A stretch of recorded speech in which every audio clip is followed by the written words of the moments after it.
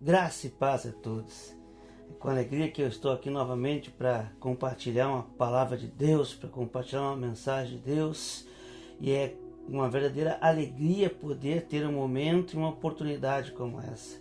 Alegria em razão da oportunidade, da estrutura, que Deus nos concede. Podemos estar, nesse tempo de afastamento social, podemos mesmo assim estarmos compartilhando, estarmos reunidos à distância, de certa forma. E também porque se nós estamos compartilhando a palavra de Deus, é porque Deus continua a se manifestar, é porque Deus continua a se revelar, é porque Deus continua falando conosco. E a voz de Deus, a palavra de Deus é o nosso alimento, a palavra de Deus é o que nos traz esperança, é a palavra de Deus que renova as nossas forças.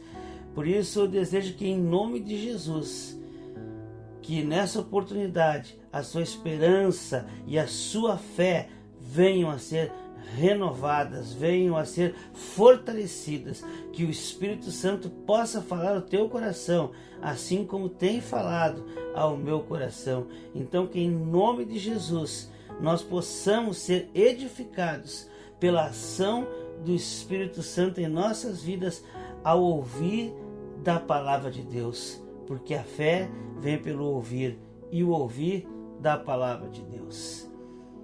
E a mensagem que eu queria compartilhar com você nessa oportunidade, ela diz respeito ao último milagre que Jesus faz, ao último milagre público que Jesus faz antes de entrar em Jerusalém, na sua última semana, quando ele seria então traído, seria preso, seria julgado, condenado e crucificado, mas ressuscitaria ao terceiro dia.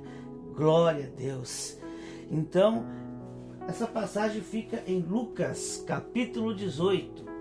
É uma passagem bem conhecida e há muitas mensagens, inclusive, sobre essa passagem. Mas essa semana eu estava lendo ela e Deus falou ao meu coração.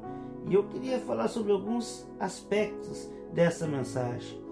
Diz assim Lucas capítulo 18, a partir do versículo 35. Ao aproximar-se Jesus de Jericó, um homem cego estava sentado à beira do caminho, pedindo esmola.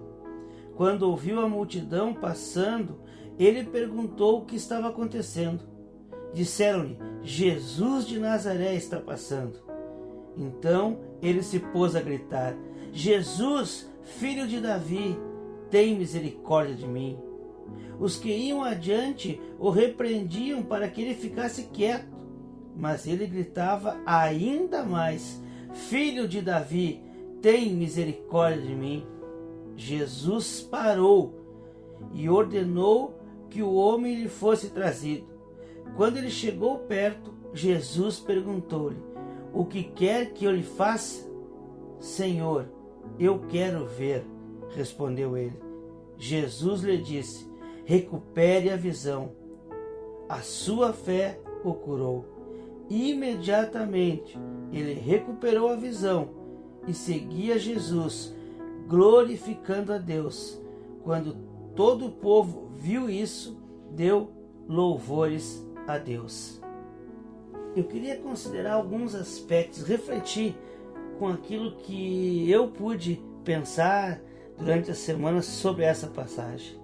E a primeira questão é a condição daquele cego.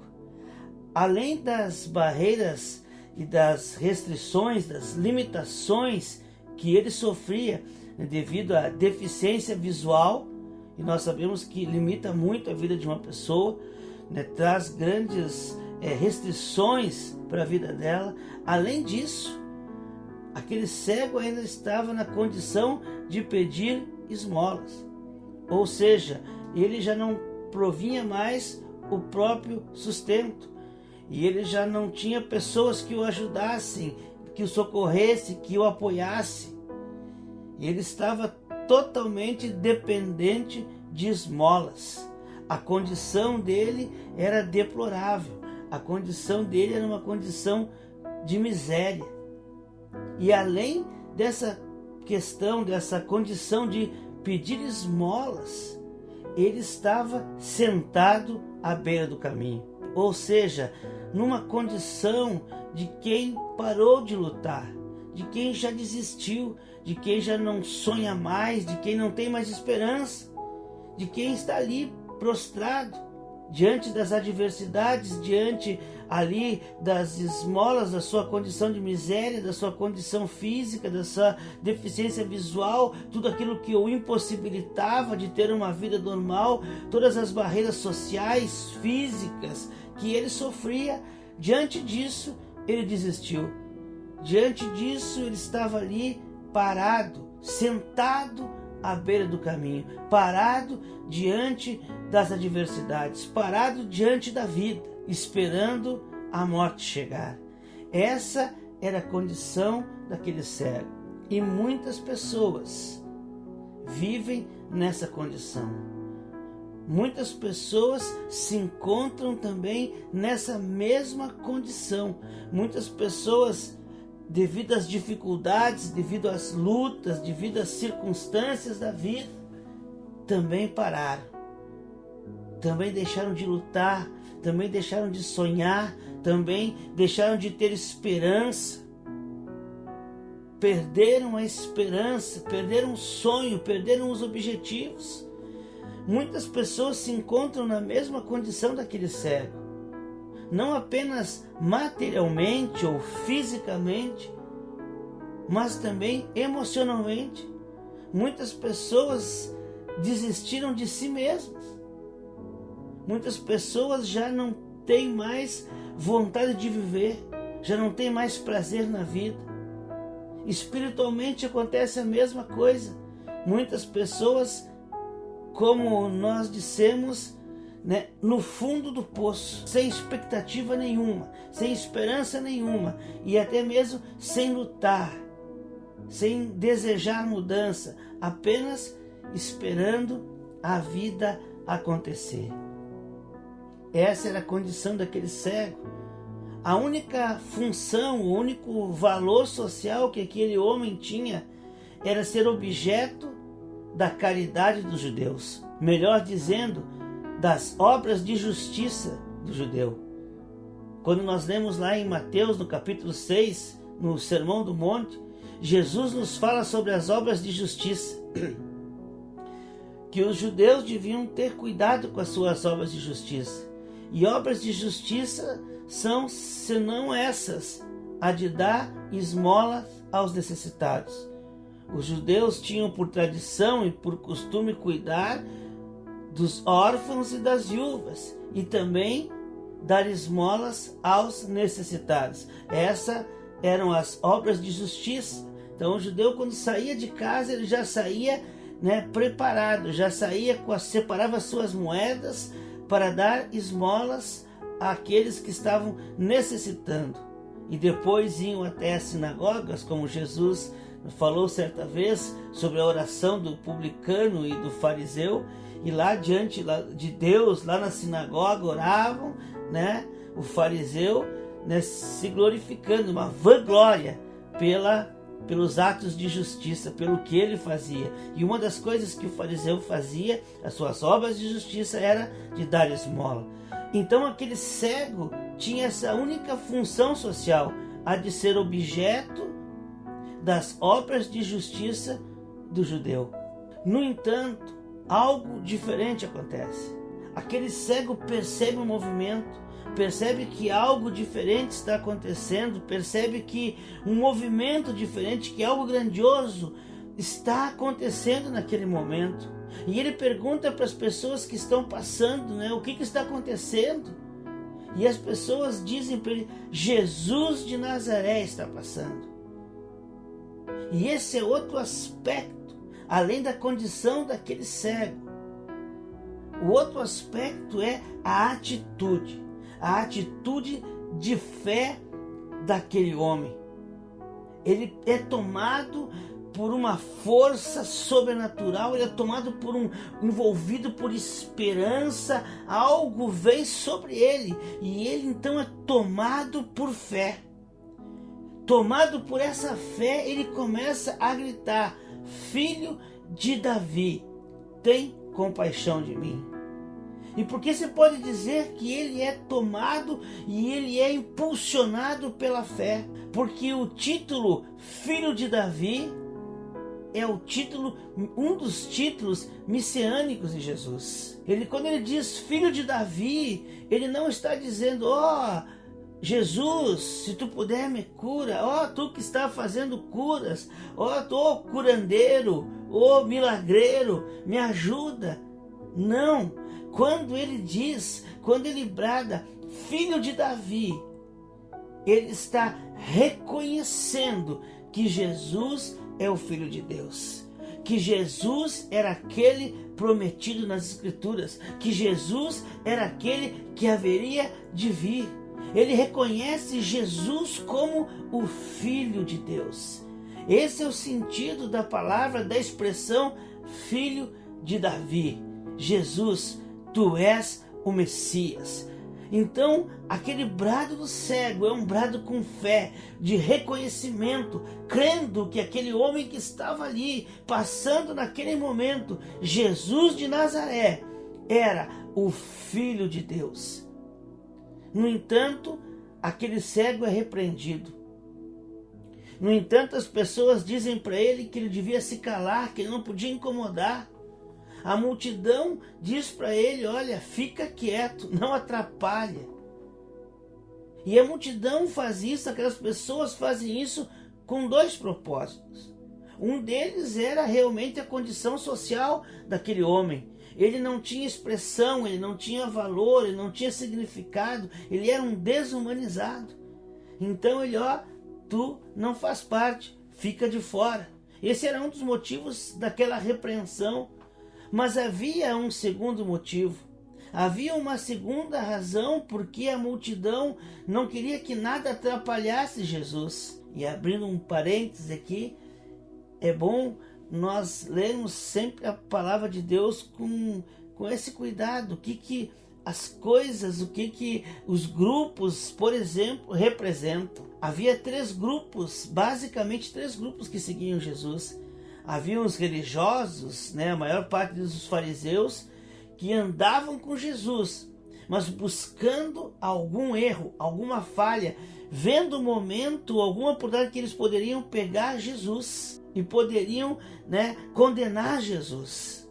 Havia o grupo dos discípulos, daqueles que lutavam contra si mesmo para fazer a vontade de Jesus, para andar com Jesus, para aprender o que Jesus estava ensinando.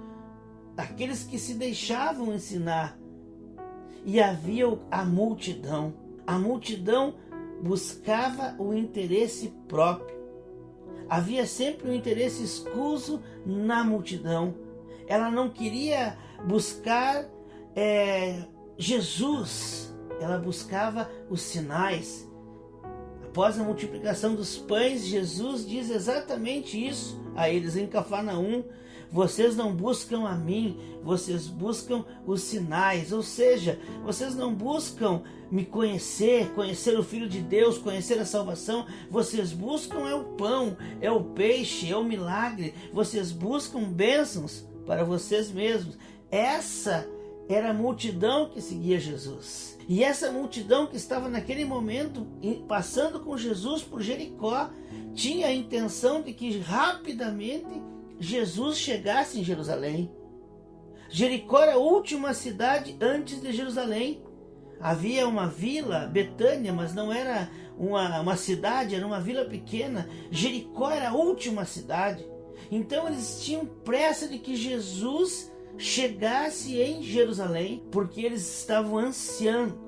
Havia um desejo deles, havia uma expectativa muito grande que quando Jesus chegasse em Jerusalém, Jesus se declarasse rei sobre Israel, Jesus tomasse o poder de Roma, a revolução enfim acontecesse e eles então pudessem voltar a ser livres por meio da revolução, voltar a ter a glória de Israel por meio das armas, por meio do poder.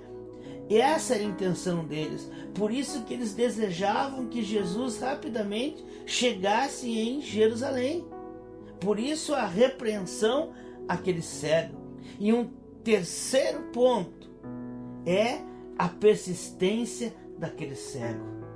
Mesmo diante da repreensão, mesmo ele sabendo quem ele era e a condição que ele se encontrava, mesmo assim, ele não desistiu, ele persistiu. E a palavra diz que ele grita ainda mais forte, ele clama ainda mais forte: Filho de Davi, tem compaixão de mim. Filho de Davi, Jesus, Filho de Deus, olha para mim, tem compaixão de mim. E ele grita ainda com mais força. Ele não se deteve com a repreensão, ele não se deteve com a condição dele, ele superou, ele deixou de lado aquilo e ele seguiu adiante, gritando no meio daquela multidão: Jesus, Filho de Davi, tem compaixão de mim. Isso também acontece na nossa vida. Quantas vezes você já foi repreendido? Quantas vezes você tentou mudar a sua situação? Quantas vezes você já tentou fazer algo diferente? Quantas vezes você já foi tomado assim por algo que vem da parte de Deus? Você foi tomado de esperança, você foi tomado de uma expectativa muito forte de que as coisas então dariam certo. Você foi envolvido por algo que dizia para você: vai, segue em frente. E você então se levanta e você começa a pensar diferente e você começa a agir diferente, mas de repente vem as repreensões, vem as opiniões contrárias, dizendo que não tem jeito, que não vai dar certo, que tu não vai muito longe, seguindo isso aí vai falhar. Quantas vezes isso já aconteceu na sua vida, como algumas vezes aconteceu na minha vida? Quantas vezes talvez você já tenha escutado: mas o que tu quer com Deus? O que tu quer indo na igreja agora? Não tem solução para ti. Olha como é que tu viveu. Olha o que tu fez da tua vida. Não, mas nem Deus pode te ajudar. O que tu quer lendo a Bíblia? O que tu quer orando? Tu acha que Deus vai te escutar depois de tudo? Quantas vezes isso aconteceu?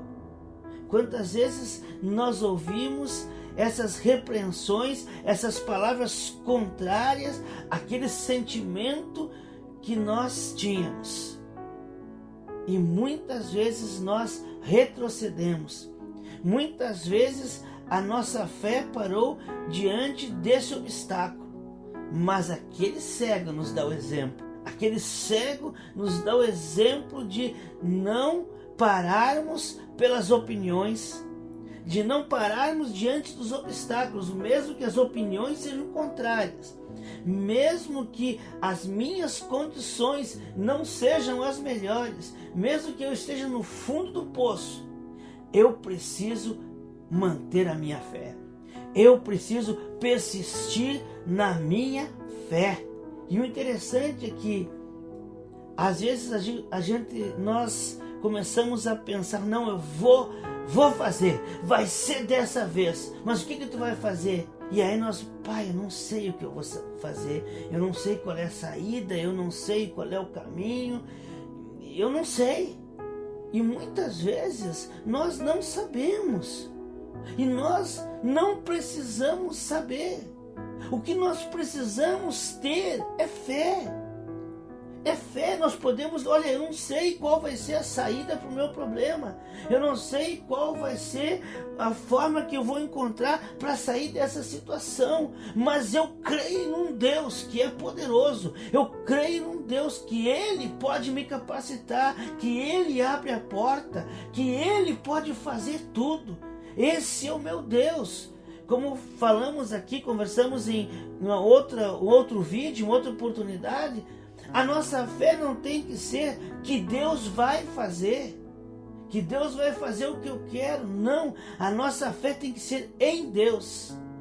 E era exatamente o brado de fé que aquele cego dava: Filho de Davi, tem compaixão de mim.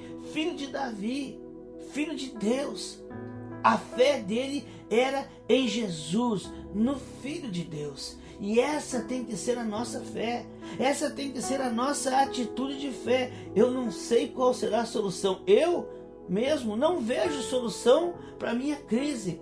Mas eu sirvo um Deus. E eu creio num Deus que vê tudo, que é onipotente, que é onisciente, é um Deus que é onipresente, e Ele tem o melhor para mim. Ele tem a saída certa, na hora certa, com as condições certas, e eu creio nesse Deus. A minha vitória virá conforme a vontade do meu Deus. Essa tem que ser a nossa fé. Não pare diante dos obstáculos. Não deixe de ter fé, apesar da situação, apesar dos pesares, apesar da sua condição, que talvez seja semelhante à condição daquele cego. Talvez você já tenha desistido. Seja agora, nesse momento, em nome de Jesus, tomado novamente pela fé.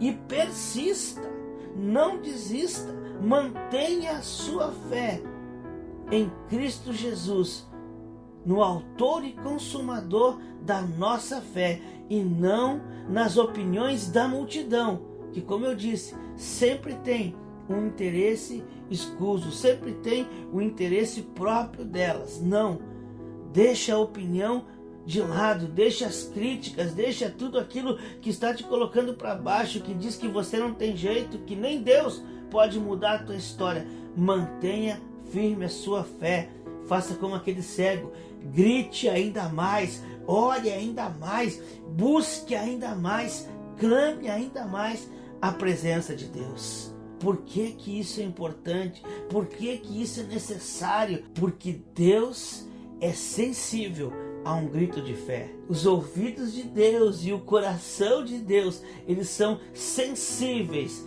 a um grito, a um brado de fé. E eu lembro daquela mulher que tinha o fluxo de sangue, e uma multidão cercando Jesus e tocando em Jesus, e mesmo com aquela multidão, ela vai, ela rasteja, imagino eu, e toca em Jesus. E Jesus, alguém me tocou. Seus discípulos ali, mas muitas pessoas estão te tocando. Não, mas alguém me tocou diferente. Alguém me tocou com fé, porque de mim saiu o poder. Deus é sensível à fé. Aquele cego, ele estava perdido na multidão. Ele estava perdido na multidão. Ele não tinha noção de onde estava Jesus. Ele sabia que Jesus estava passando, mas ele não sabia onde Jesus estava, onde ele poderia encontrar Jesus. Mas mesmo assim, isso não foi obstáculo. Mesmo perdido na multidão, ele começa a gritar por Jesus e gritar com fé. E Jesus reconheceu o grito de fé. Jesus reconheceu um clamor de fé. Eu tenho certeza que muitas pessoas estavam falando o nome de Jesus, muitas pessoas estavam bradando por Jesus, mas Jesus percebeu, sensível a um grito de fé. Não, esse grito desse cego é um grito de fé. Jesus reconheceu a fé, mesmo ele estando perdido na multidão.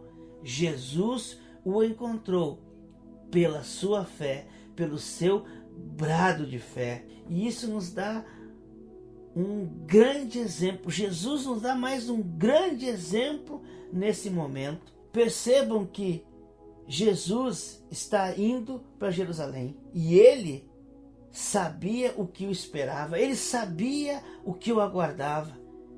Como eu disse, onde ele foi traído, julgado, condenado e crucificado, e ele sabia que tudo isso aconteceria. Jesus sabia da dor, Jesus sabia da traição, Jesus sabia do sofrimento físico e emocional que ele passaria em breve. Então você perceba como estava o pensamento de Jesus, como estava o coração de Jesus. Não se engane achando que Jesus era Deus e por isso ele estava alheio a todos esses sentimentos. Pelo contrário, a palavra de Deus diz que ele em tudo sofreu. para poder nos socorrer hoje nas nossas angústias e nas nossas necessidades. E Ele mesmo diz, o próprio Jesus afirma quando está no Getsêmani, dizendo, clamando, a minha alma está numa angústia de morte. E eu tenho certeza que essa angústia não tomou conta dele apenas ali naquele momento, já vinha há muito tempo, tomando parte no coração e no pensamento dele. E agora estava ali a poucos quilômetros, 28 quilômetros de Jerusalém. E ele sabia o que o esperava. Como não estava o coração de Jesus? Na agonia, na aflição, o pensamento dele com certeza estava focado naquelas coisas, naquela última semana. Mas, mesmo assim, mesmo com o coração e com pensamentos agoniados, tensos, Jesus deixa isso de lado para atender um chamado.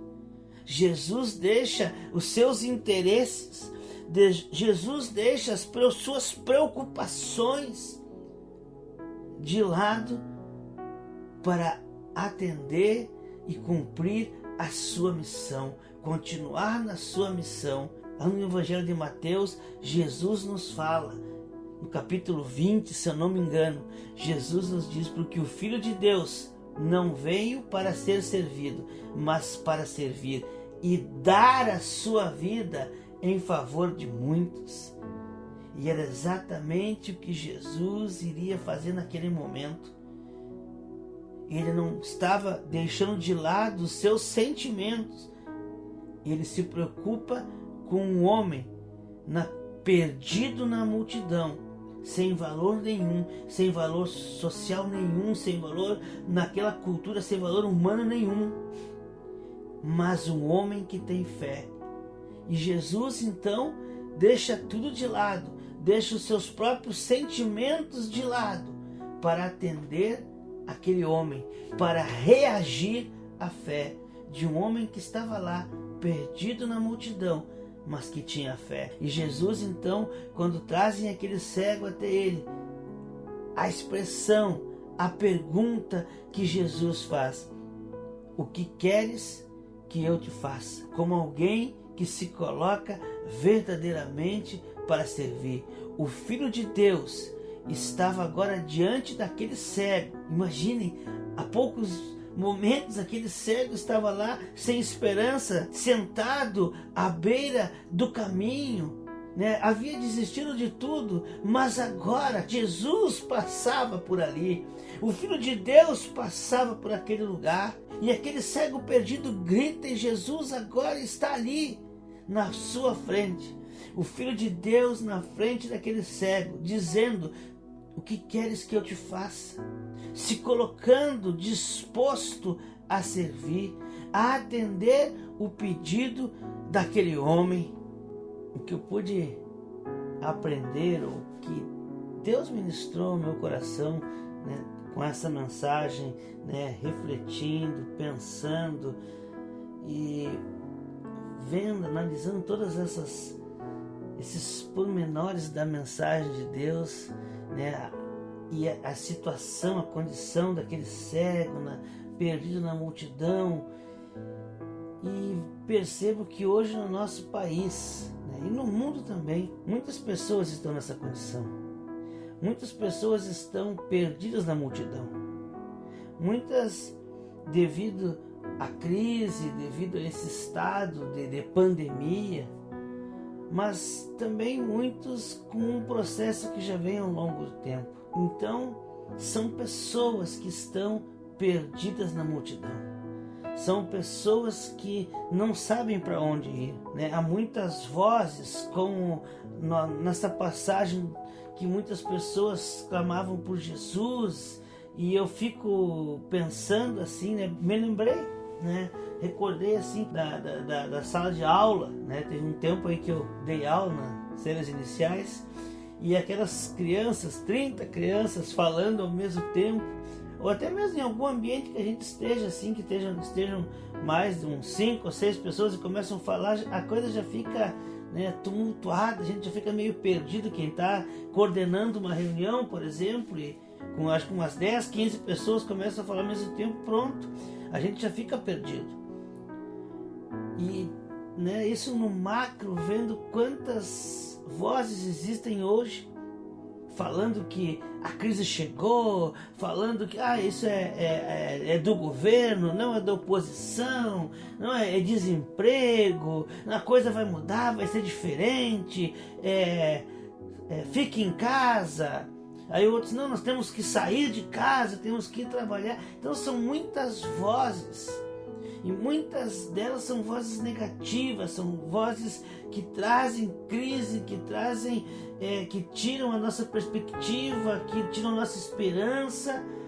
E nesse caos todo, existem muitas pessoas perdidas, muitas pessoas cegas, muitas pessoas que estão apenas percebendo movimentos, mas não conseguem reagir. Pessoas que já estão há um bom tempo paradas na beira do caminho. Existem muitas pessoas perdidas nessa multidão. Existem muitas pessoas que não sabem para onde ir.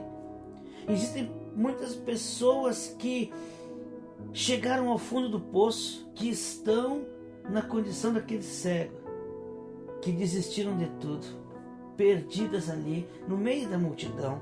Mas poder ler a mensagem, ler a palavra e ver que para sair dessa situação, a única coisa que nós precisamos é fé. É um brado de fé, é um grito de fé, é um clamor com fé.